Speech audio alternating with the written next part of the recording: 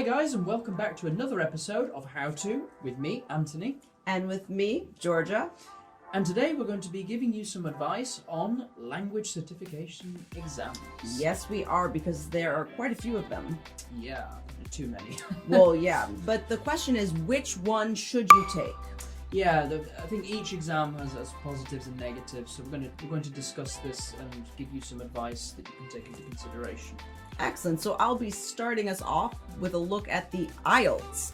So some of the things that the IELTS have going for them is that it's one of the most recognized language certification exams. Wouldn't you say so? Absolutely, yeah. Most of the world, I think.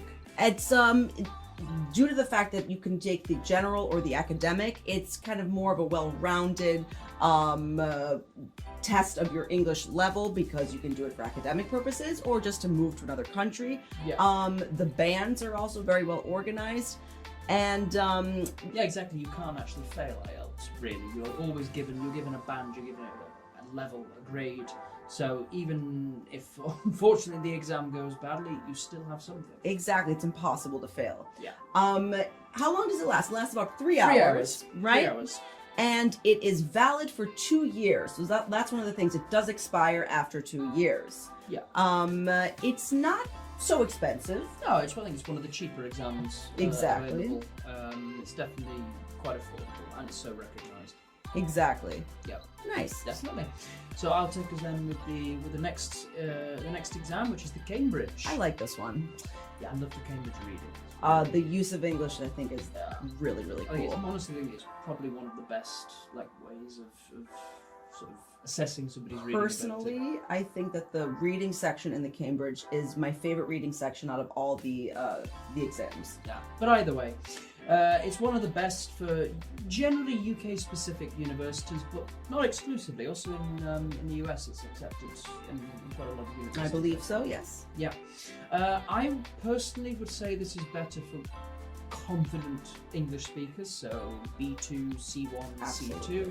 C2. It's also more effective and efficient if you do it at that level, and it can be done online, so you don't have to worry about writing it down on a piece of paper Or and getting example. somewhere. Or going somewhere. Yeah.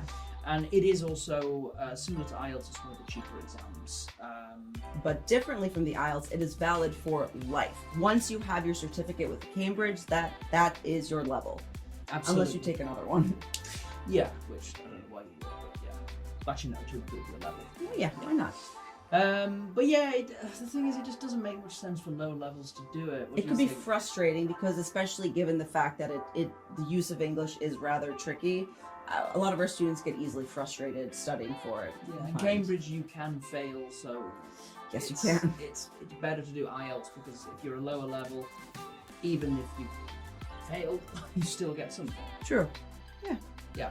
Okay, Georgia, take us through the next one. So the next one is the TOEFL exam, and this one is mostly accepted in the United States, if I'm not mistaken. It is accepted by all U.S. universities, and this one can also be done online.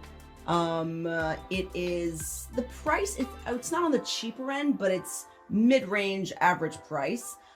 Similarly to the IELTS, this is only valid for 2 years, but that's not too bad. That's reasonable for a language certification. Exactly, but this one is also especially made for people going to university. This has like a purely academic purpose. Yeah, exactly. So if you're wanting to do this more for wanting a language certification more for a job, Or for immigration purposes. yeah, maybe TOEFL's not your best choice, to be honest. And now let's talk about a relatively new one, which I am quite a fan of. Yeah, language cert. Exactly. It's available for many different levels. It's also a certification that the school offers. You can do it through. Yeah, you us. could do it through Myas. Yep. Yeah. But again, this can also be done online. It's easier. It means you can do it wherever you are. Language cert is one of the cheaper. I think it's one of the cheapest.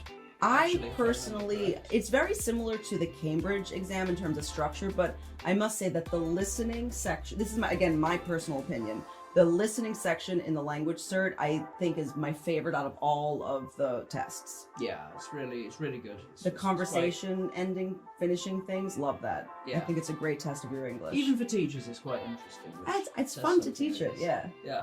But no, it's also valid for life too, so you don't have to worry about having to redo it in the future. Yeah, Yeah. which is always nice. Very Nice. good. All right. Well, we hope that that was useful for you and it clarified any sort of doubts you had, or either for this exam or that one. Of course, some of this is our personal opinion. It depends absolutely on your personal situation. yeah. But as always, just make sure you do some research. Online on all these websites, you could find actual sample exams to test the waters, see which one you feel most comfortable taking. Yeah, that's a really good point. Look Yeah. at the past papers. Absolutely. You can find them all on the website of the Cambridge, of language certification. cert, etc. Yeah. Exactly. Thanks.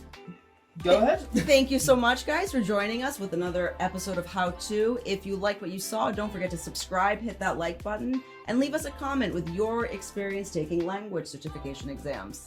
Yeah, which is your favorite? I'm curious. Thanks, guys. Bye.